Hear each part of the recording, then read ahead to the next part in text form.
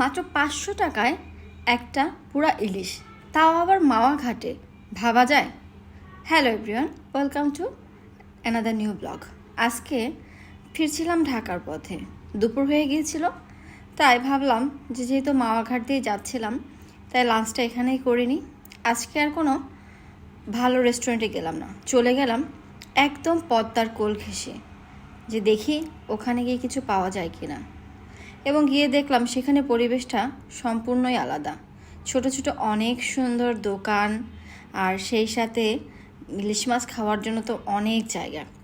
এই যে আমার মেয়ে তার বাবার হাত ধরে হাঁটছিল কিছু একটা কিনবে বলে। আমার তখন ছোটোবেলার কথা খুব মনে পড়ে গেল।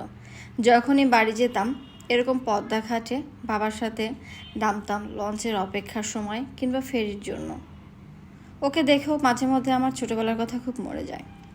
তারপর চলে গেলাম ইলিশ মাছ কিনতে। যে ইলিশ মাছের দাম শুনে তো পুরাই অবাক।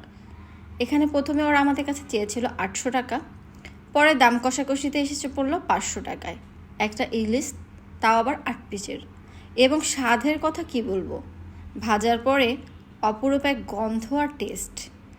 সেই সাথে আমরা অ্যাড করে নিলাম ডাল, কিছু ভর্তা, আর ইলিশ মাছ খাবো আর লেজ ভর্তা খাবো না সেটা তো হয় না। আমার মেয়ে আবার কাঁকড়া খুব পছন্দ, তাই সে কাঁকড়াও নিয়ে নিল, আর সেই সাথে বেগুন ভাজা তো মাস্ট। এই যে গরম গরম ভাতের সাথে ইলিশের লেজ ভর্তা, শুধুমাত্র এটা খাওয়ার জন্যই কেন না জানি আমার বারবার মাওয়া ঘাটে যেতে ইচ্ছা করে। ওদের এই ভর্তাটা এত বেশি মজা হয়। এই যে প্লেট সাজিয়ে নিলাম ইলিশ, বেগুন ভাজা, ভর্তা, ডাল, অপূর্ব। তারপর আবার রওনা দিলাম ঢাকার পথে। আর এই যে আজকে যেন কেনই আমার ভাগ্যটা খুব সাহায্য করছিল।